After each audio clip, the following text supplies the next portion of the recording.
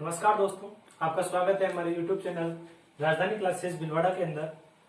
तो आज हमारी तीसरी क्लास है, क्लासिफिकेशन ऑफ क्रॉप पढ़ रहे थे हम।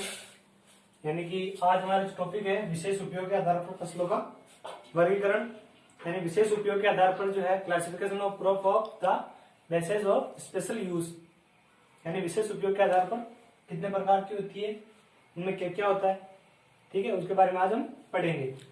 तो टॉपिक है आज हमारा विशेष उपयोग के आधार पर।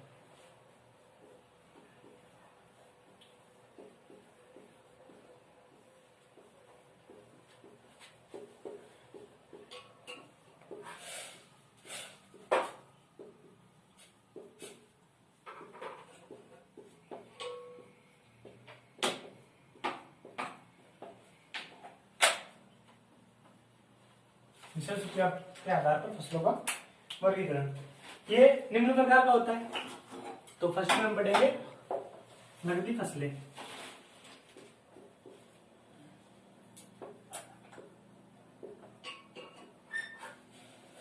या कैश क्रॉप्स। कैश क्रॉप्स या नकदी फसलें, इसमें होता क्या है, ऐसी फसलें जो तुरंत बाजार में बेच दी जाती है। मैं आपको उदाहरण देकर समझाता हूं। जैसे कोई एक खेत है, जैसे कि हमारे पास एक खेत है, उसके अंदर हमने क्या बोया, गन्ना बो दिया। क्या बो दिया? गन्ना बो दिया। हमने गन्ना बो दिया।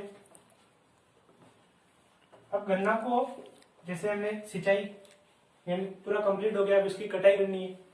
तो जैसे ही हम गन्ने की कटाई करते हैं तो उसको हम सीधा कहाँ ले जाते हैं,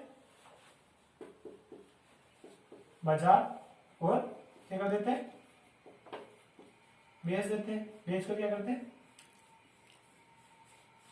बेचने से लाभ प्राप्त हो गया हमें। यानी कि हमने किसी खेत में गन्ना बोया, यानी उसकी कटाई करते हैं हम सीधा बाजार में ले जाते हैं। ठीक है, बाजार में ले जाकर क्या करते हैं, उसको बेच देते हैं, जिससे हमें लाभ प्राप्त हो जाता है। यानी कि इन फसलों को तुरंत बाजार में बेचकर लाभ कमाया जाता है। सीधा काटकर, खेत से काटकर बाजार में बेच दिया जाता है। इससे फसलों को क्या कहते हैं, नकदी फसलें या कैश क्रॉप्स फसलें कहा जाता है। तो डेफिनेशन लिखिए आप।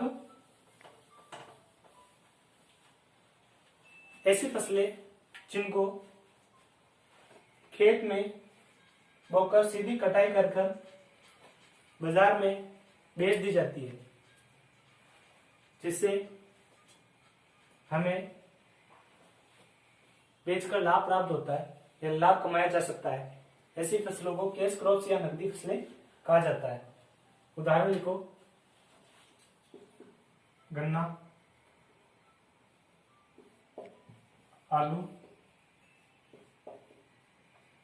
कपास, ये हो गई। चाय हो गई, कॉफी हो गई, चाय, कॉफी आदि ये नकदी फसलें हो गई। नकदी फसलों के बाद में शिकारी फसलें, ये छोटी छोटी डेफिनेशन है, इनसे क्वेश्चन भी पूछे जाते हैं। शिकारी फसलें,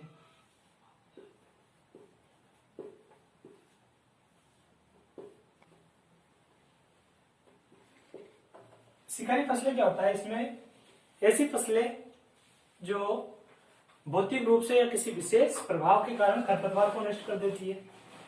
क्या कर देती है, खरपतवार को नष्ट कर देती है, यानी शिकार करती है। किसका? खरपतवार। यानी हमने मुख्य फसल के अंदर जो शिकारी फसलें बोने के कारण क्या होता है, खरपतवार नियंत्रण रहता है। क्या रहता है? नियंत्रण रहता है। जैसे बरसीम हो गई, क्या करते हैं, खरपतवार नियंत्रण। खरपतवार नियंत्रण,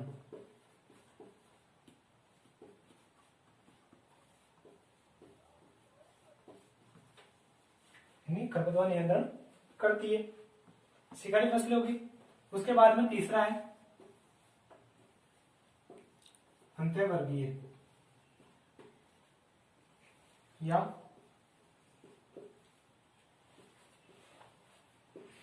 आकस्मिक या ग्राहक फसल। मैं मिटा देता हूँ नियंत्रण वाला।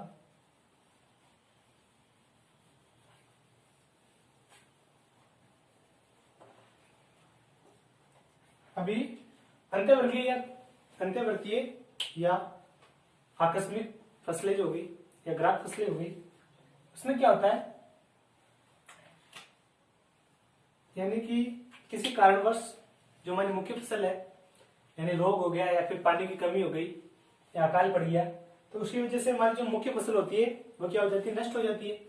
तो मुख्य फसल की जो भरपाई करने हेतु जो बोई जाती है फसल, कम अवधि के अंदर जो फसल ली जाती है, किसकी मुख्य फसल बोई, उसकी भरपाई हेतु जो फसल बोई जाती है उसको क्या कहते हैं, अंत्यवर्तीय या आकस्मिक या ग्राह्य फसलें। क्या बोलते हैं, ग्राह्य फसलें। ग्राह्य फसलें। तो अंत्यवर्तीय यानी कि डेफिनेशन लिखिए आप, ऐसी फसलें या किसी कारणवश मुख्य फसल का नष्ट होने पर कम समय में उसकी भरपाई हेतु जो फसल बोई जाती है उसे अंत्यवर्तीय, आकस्मिक या ग्राह्य फसलें या कैच क्रॉप्स भी कहा जाता है। जैसे उदाहरण लिखो आप, मूंग, उड़द, लोबिया आदि क्या होगी, अंत्यवर्तीय या आकस्मिक फसलें कहलाती है। इसमें क्या होता है, हमने बता दिया आपको, किसी कारणवश मुख्य फसल अगर नष्ट हो गई तो उसकी भरपाई हेतु कम अवधि में जो फसल ली जाती है उसे क्या कहते हैं, अंत्यवर्तीय, आकस्मिक या ग्राह्य फसलें कहा जाता है। यहां तक इसने उतार लिया। उसके बाद में अंत्यवर्तीय के बाद में लिखो आप चौथा, मृदा आरक्षक। मृदा आरक्षक फसलें।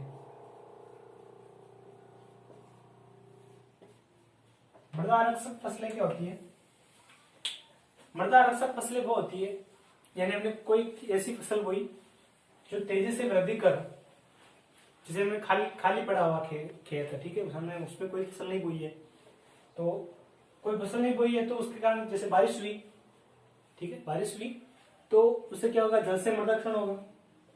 जैसे हमने मतलब ग्रीष्म ऋतु में खाली पड़ा हुआ खेत, ग्रीष्म ऋतु में खाली पड़ा है, तो उसके कारण जो तेज हवाएं चलेगी, गर्म हवाएं चलेगी, उसके कारण वायु से भी मृदा क्षरण होगा। तो मृदा क्षरण को रोकने हेतु जो फसलें बो जाती है, यानी मृदा आरक्षक फसलें, इसमें क्या होता है, ऐसी फसलें जो वृद्धि कर, तेजी से वृद्धि करती है तथा पूरे खेत को ढक लेती है। जैसे क्या होता है, जल से तथा वायु से क्या होता है, मृदा क्षरण नहीं हो पाता है, या मृदा क्षरण को या कटाव, मिट्टी को कटाव को रोकती है। ऐसी क्या कहलाती है, मृदा आरक्षक फसलें। तो मृदा आरक्षक फसलें कौन कौन सी है, लिखो, मूंग, उड़द,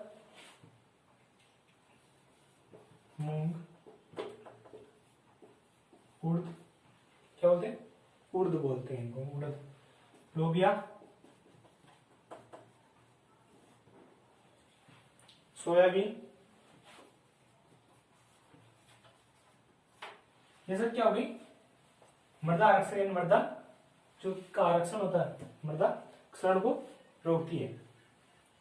तो ये आप लिख लिया।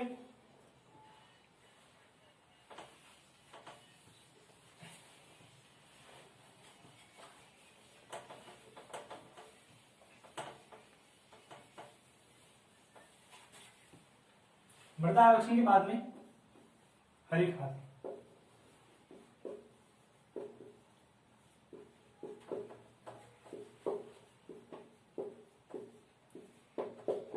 हरी खाद जो मृदा के अंदर कार्बनिक पदार्थों की पूर्ति हेतु बोई जाती है, यानी पोषक तत्वों की कमी, ग्रीन मैन्योर क्रॉप्स, ठीक है, नहीं वह फसलें जो जिनमें फली अवस्था, ऐसी जैसे हरी खाद बोई हमने, तो हरी खाद की एक अवधि होती है जिसको खेत में पलटा जाता है, उसकी अवधि होती है, यानी फल जिस समय जो फसल है वो उनकी क्रांतिक अवस्था, यानी फल या फूल बनने की अवस्था, फल बनने की अवस्था होती है, पुष्पन की अवस्था, उसमें क्या किया जाता है, मृदा के अंदर पलट दिया जाता है, यानी कि पुष्पन अवस्था के अंदर खेत में पलटा जाता है। इससे क्या होता है, कार्बनिक पदार्थों की पूर्ति होती है। कार्बनिक पदार्थों की कार्बन यानी कि हरी खाद पुष्पन अवस्था में क्या करते हैं, खेत के अंदर पलटा जाता है, जिससे क्या होता है, कार्बनिक पदार्थों की पूर्ति होती है। ठीक है, जिससे हमारी जो फसल होगी आने वाली वो अधिक उपज प्रदान करेगी। तो इसका उदाहरण लिखिए हरी खाद के लिए। उदाहरण लिखिए हरी खाद के अंदर जो क्या क्या उपयोग में यानी फसलें ली जाती है। तो गंवार, ढेंचा, लोबिया, सनई। सनई एक फसल है जो भी अच्छी मानी जाती है हरी खाद के लिए। ये सब क्या हो गई, हरी खाद वाली फसलें। इसमें क्या होता है, क्रांतिक अवस्था यानी पुष्पन की अवस्था के अंदर खेत के अंदर पलटा जाता है, जिससे कार्बनिक पदार्थों की पूर्ति हो पाती है। उसके बाद में हरी खाद होगी, लिख लीजिए हरी खाद।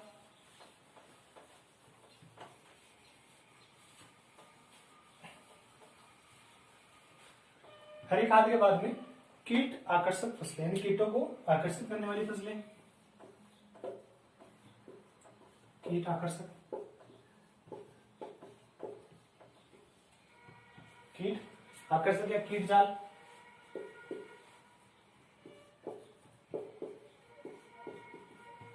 कीट आकर्षक यानी इसके नाम से स्पष्ट है, यानी कि हमने कोई मुख्य फसल बोई, ठीक है, जैसे हमने कोई, हमारा खेत है, एक उदाहरण है, हमारा खेत है, जैसे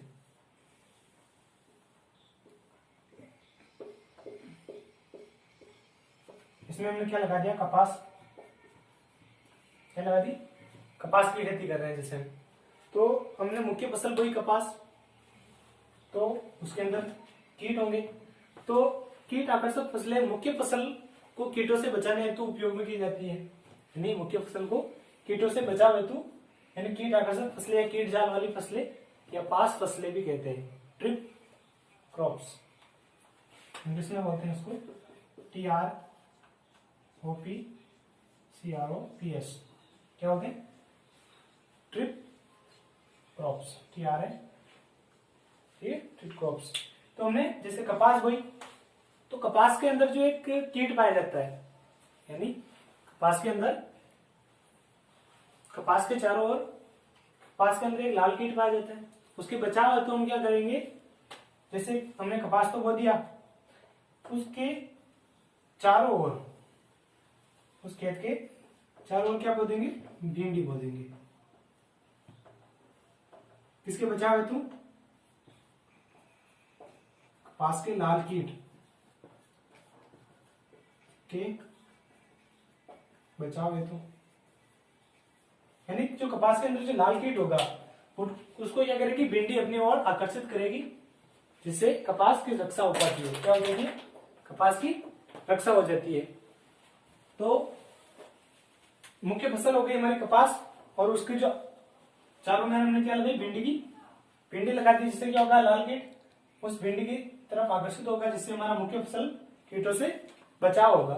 तो कपास के चारों ओर भिंडी लगाना, इससे क्या होगा, लाल कीट से बचाव हेतु लगाया जाता है, यानी कीट आकर्षक फसलें ऐसी फसलें जो मुख्य फसल को कीटों से बचाती है तथा कीटों को अपनी ओर आकर्षित करती है। तो कीट हो गया। उसके बाद में ये छोटी छोटी डेफिनेशन है, आपको समझने की जरूरत है, इनमें ज्यादा इसमें लिखना नहीं है। उसके बाद में लिखिए सूचक फसलें।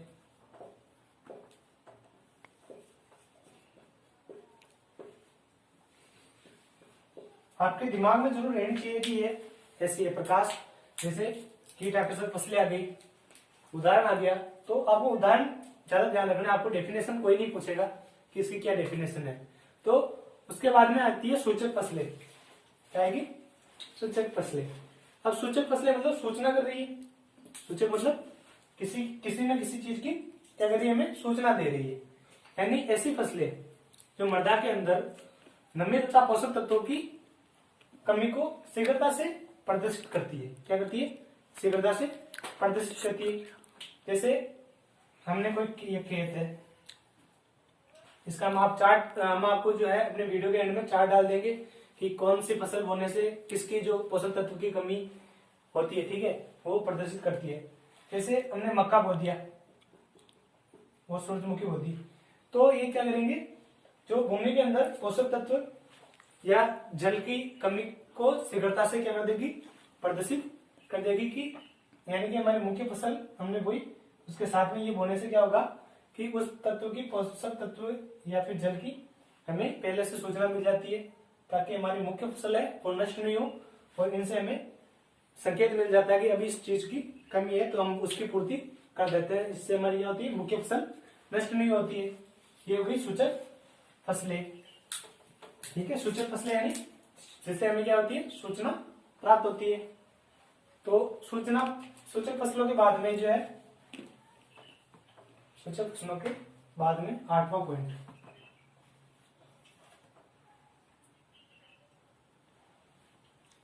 इसमें क्या विभिन्न फसलें आती है जिसकी कमी कोई जो कोई है नाइट्रोजन की कमी को दर्शा रही है, कोई दूसरी पोषक तत्व की, कोई जल की कमी को दर्शा रही है, ठीक है। तो उसके बाद में जो है नापी फसलें क्या आएगी, नापी फसलें। अब ये नापी फसलें क्या है, नापी फसलें है क्या, यानी ये फसलें जो है अन्य फसलों की तुलना में क्या करती है हमें, यानी नापी फसलें किसे कहते हैं, अन्य फसलों की अपेक्षा करते हमें अधिक लाभ प्राप्त करने वाली या प्रदान करने वाली फसलें क्या कहलाती है, नापी फसलें। तो नापी फसलों के अंदर क्या होगा, नापी फसलें जैसे हम सब्जियों की खेती करते हैं, एक तो हम करते हैं गांव के अंदर, एक तो हमें गांव के अंदर करनी है और गांव से हम काम बेचते हैं शहर के अंदर। ये गांव में हमने क्या कर रहे हैं, सब्जियों की खेती कर रहे हैं। यहां से अब हम जाएंगे शहर, तो यहां से शहर ले जाने का खर्चा अधिक होगा, ठीक है। यानी कि हम गांव में खेती करते हैं, उसका अगर हम गांव से इसको शहर ले जाए सब्जियों को, तो हमारा खर्चा जो अधिक होगा। अगर उसी के जगह हम शहर के पास जो खाली भूमि पड़ी होती है, उसी के अंदर अगर हम सब्जी उगाना प्रारंभ करें, तो शहर ले जाना भी आसान होगा, इससे हमारी भी श्रम भी बचेगी, पूंजी बढ़ेगी, ठीक है। यानी कि या एक आदमी अगर गांव से सब्जी लेकर शहर जा रहा है और एक आदमी शहर से सीधा मतलब अपने शहर के पास में खेती करके शहर ले जा रहा है, तो ज्यादा इनकम किसको प्राप्त होगी, शहर के पास करने वाले को। तो ऐसी फसलें क्या कहलाएगी, नापी वाली फसलें, नापी फसलें कहलाएगी। तो विशेष उपयोग के आधार पर फसलों का वर्गीकरण हमने पढ़ लिया। इसके बाद में जीवन चक्र के आधार पर फसलों का वर्गीकरण, यानी classification of crop on the basis of life circle, ठीक है। तो ये आप नोट कर लीजिए करना चाहे तो।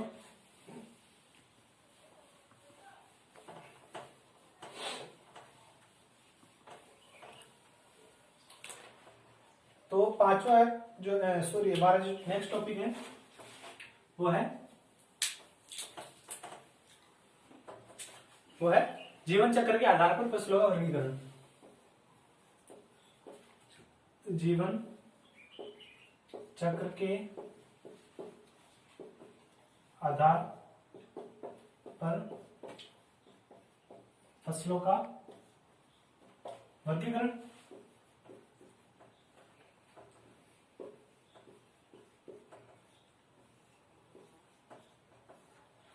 जीवन चक्र के आधार पर फसलों का वर्गीकरण हम किस प्रकार से करेंगे, जैसे किसी फसल को जो हमने बुआई की, यानी जीवन चक्र किसे कहेंगे, पहले यह स्पष्ट करो कि जीवन चक्र, फसलों का जीवन चक्र किस प्रकार का होता है।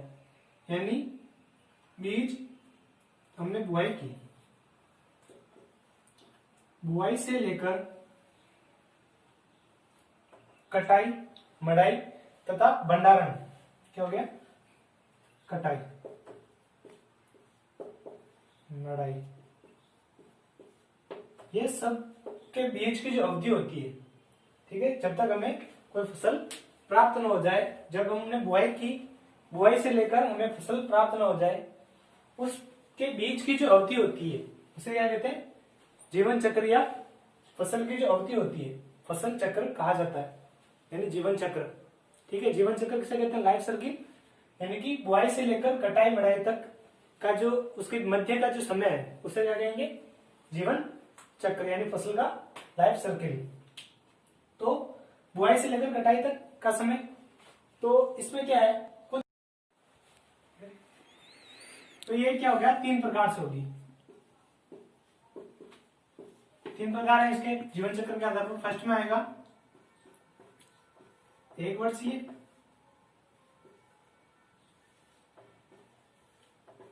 द्विवर्षीय और बहुवर्षीय।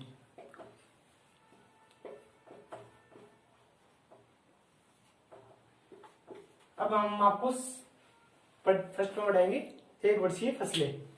इन फसलों में क्या होता है, पूरा जीवन चक्र जो है 1 वर्ष की अवधि में पूरा हो जाता है। किसमें, 1 वर्ष में पूरा हो जाता है। इसमें क्या होता है, इसमें कम समय में पूरा हो जाता है, यानी 1 वर्ष या 1 वर्ष से कम समय में पूरा हो जाता है। इसमें 3 ऋतु चलती है, जैसे खरीफ हो गई, रबी और जायद।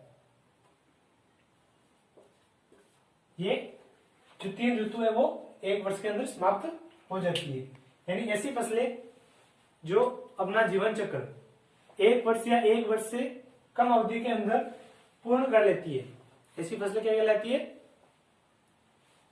1 वर्षीय फसलें या एनुअल क्रॉप्स। इसका उदाहरण लिखिए, गेहूं, जौ,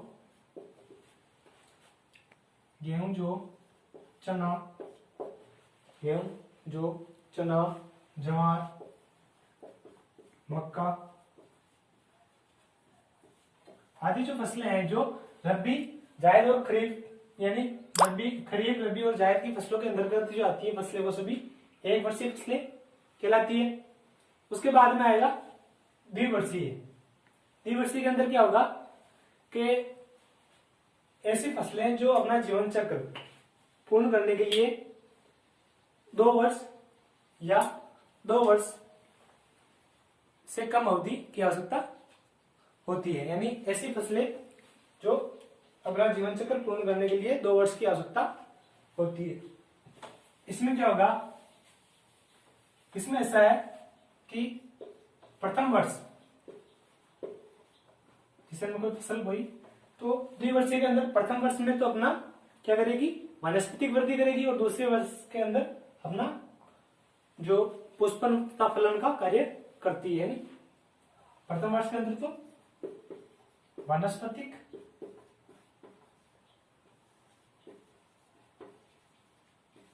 वृद्धि करेगी, और द्वितीय वर्ष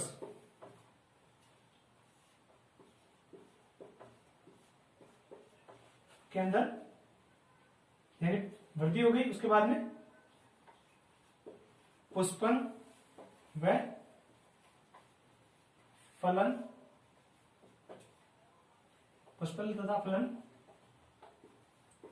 कर अपना जीवन चक्र पूर्ण करती है। क्या करती है,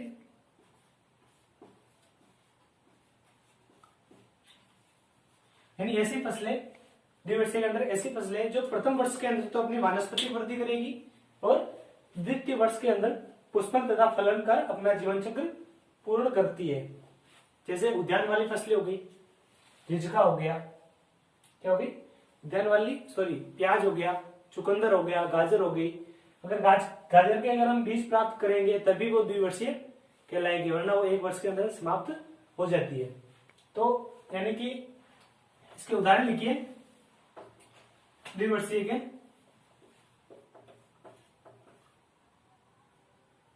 प्याज,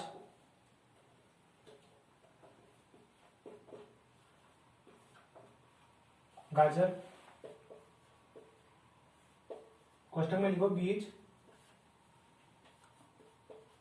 प्राप्त करने पर यानी गाजर बीज प्राप्त करने पर ही द्विवर्षीय कहलाएगी। चुकंदर हो गया, ये सब क्या हो गए, बहुवर्षीय पादप या बहुवर्षीय फसलें हो गई। तो हमने पहले पढ़ा एक वर्षीय, जिसके अंदर एक वर्ष या एक वर्ष से कम अवधि में ही अपने जीवन चक्र पूर्ण कर लेती है। जैसे इसमें हमने 3 ऋतु, जायद, रबी और तीसरा है बहुवर्षीय। बहुवर्षीय फसलें, बहुवर्षीय फसलें ऐसी फसलें जिनमें 3 वर्ष या 3 वर्ष से अधिक वर्ष की आवश्यकता होती है। इसमें प्रथम वर्ष में क्या करेगी, अपनी वानस्पतिक वृद्धि करेगी।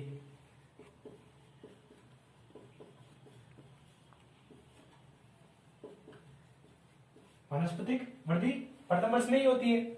उसके बाद में जो अनेक वर्ष होंगे, अनेक वर्ष यानी बहुवर्षीय बहुवर्षीय, तो अनेक वर्षों तक क्या करते हैं आपने, पुष्पन व फलन कर अपना जीवन चक्र पूर्ण करता है। अपना जीवन चक्र पूर्ण करना, यानी कि बहुवर्षीय फसलें ऐसी फसलें जिन्हें अपनी वानस्पतिक वृद्धि तो प्रथम वर्ष में पूर्ण कर लेते हैं, उनके बाद में जो अन्य वर्ष होते हैं उनमें अपना फलन पुष्पन प्रदान करती है। ठीक है, इनका जो जीवन चक्र है वो 3 वर्ष या उससे अधिक वर्षों तक का होता है। 3 वर्ष या उससे अधिक होता है। तो इसके अंदर जो उदाहरण आते हैं यानी बहुवर्षीय फसलें या पौधे कौन कौन से हैं, तो इसमें आता है उद्यानिक फसलें, उद्यानिकी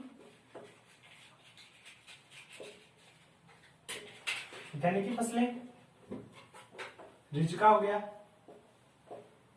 रिजका की भी अनेक किस्में आती है। जो कोई किस्म हो गई जो 5 वर्ष यानी 5 वर्षों तक चलता है रिजका, कोई 3 वर्ष तक का भी होता है। तो ये किस्म के ऊपर डिपेंड करता है। तो ऐसी फसलें जो 1 वर्ष में यानी प्रथम वर्ष में तो अपनी वनस्पति वृद्धि पूर्ण करेगा और उसके बाद में जो आने वाले वर्ष है उसके अंदर वो अपना पुष्पन तथा फलन देकर अपना जीवन चक्र पूर्ण करती है। तो आज की जो है हमारी क्लास वो जीवन चक्र के आधार पर फसलों का वर्गीकरण हमने पूरा पढ़ लिया। इससे पहले हमने पढ़ा था विशेष उपयोग के आधार पर, जिसमें नकदी फसलें, दलहनी फसलें, शिकारी फसलें ये पढ़ा था हमने। ठीक है, तो आज की जो क्लास है हमारी यही समाप्त होती है। जो हमारी नेक्स्ट क्लास होगी उसमें जो हमारा नेक्स्ट टॉपिक हम बता देंगे आपको। ठीक है, धन्यवाद।